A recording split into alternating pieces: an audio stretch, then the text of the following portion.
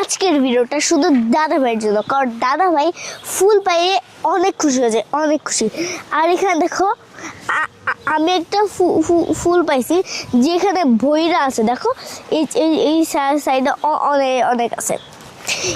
এগুলি হচ্ছে গিয়ে হাসনায়না ফুলের মতো এগুলির গন্ধ। তো আমি প্রতিদিনই স্কুল দিয়ে মানে এই জায়গাটা দিয়ে যাই, তো এই মানে এই ফুলের গন্ধতে পুরো শহরটা ভরে গেছে। মানে মানে এইখানটা এত গন্ধ হয়েছে, এত গন্ধ হয়েছে।